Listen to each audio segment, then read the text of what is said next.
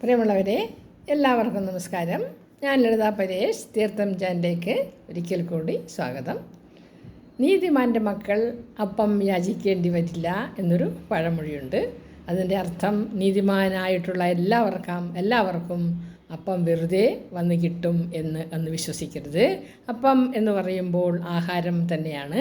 മനുഷ്യൻ എപ്പോഴും ആദ്യം മുതൽ തന്നെ ആഹാരത്തിന് വേണ്ടി തന്നെയാണ് ആദ്യം പ്രയത്നം തുടങ്ങിയത്. മനുഷ്യൻ്റെ പ്രാഥമിക ആവശ്യങ്ങളിൽ ആദ്യത്തേത് ആഹാരം തന്നെയാണ്.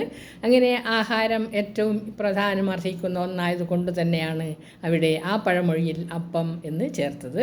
അപ്പോൾ നമ്മൾ ഈ അപ്പം എന്ന പദാർത്ഥം ഉണ്ടാക്കാൻ, ശേഖരിക്കാൻ, നമുക്ക് നമ്മളിലേക്ക് വേണ്ടുന്ന ആഹാരം എത്തിക്കാൻ പ്രയത്നിക്കുമ്പോൾ, പ്രവൃത്തി ചെയ്യുമ്പോൾ നമ്മളെല്ലാവരും ഓർക്കണം, നല്ലതുപോലെ ഓർക്കണം, നമ്മൾ ആ പ്രവൃത്തി നല്ല ന്യായമായും നീതിയായും ധന്യമായും ചെയ്യണമെന്ന്.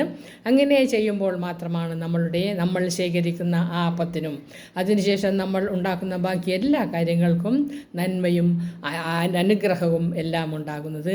അങ്ങനെ വികൃതമായൊരു പ്രവൃത്തിയിലൂടെ എന്തെങ്കിലും ചെയ്ത് എന്തെങ്കിലും നേടാൻ ശ്രമിച്ചാൽ നമ്മൾ ഒരിക്കലും വിജയിക്കുകയില്ല എന്ന അർത്ഥം കൂടി നമ്മൾ മനസ്സിലാക്കണം. അതുകൊണ്ട് തന്നെ ആ പഴഞ്ചൊല്ലിൽ ഒരുപാട് അർത്ഥങ്ങളുണ്ട്. നീതിമാൻ എന്ന് പറയുന്നു, അപ്പം എന്ന് പറയുന്നു, യാചിക്കേണ്ടി വരില്ല എന്ന് പറയുന്നു. ഇതെല്ലാം ജീവിതത്തിൻ്റെ ഓരോരോ ഭാഗങ്ങളാണ്.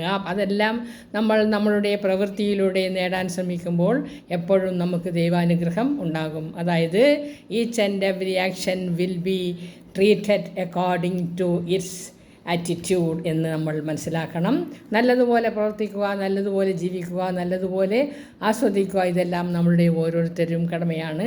ആ കടമ നിർവഹിക്കുമ്പോൾ നമ്മൾ മറ്റു ചീത്ത കാര്യങ്ങളിലേക്ക് പോകാൻ ഒരിക്കലും പ്രവണത കാണിക്കരുത്. അത് എപ്പോഴും നമ്മെ അനർത്ഥത്തിലേക്ക് എത്തിക്കും. ഇന്നല്ലെങ്കിൽ നാളെ അത് നമ്മളിലേക്ക് എത്തും എന്നൊരു ബോധം, എന്നൊരു വിശ്വാസം എല്ലാവർക്കും ഉണ്ടാകുമ്പോൾ നമ്മൾ ആ ഒരു പഴഞ്ചൊല്ലിൻ്റെ ആ പ്രസക്തി എത്രയാണെന്ന് മനസ്സിലാക്കാൻ സാധിക്കും. നന്ദി, നമസ്കാരം.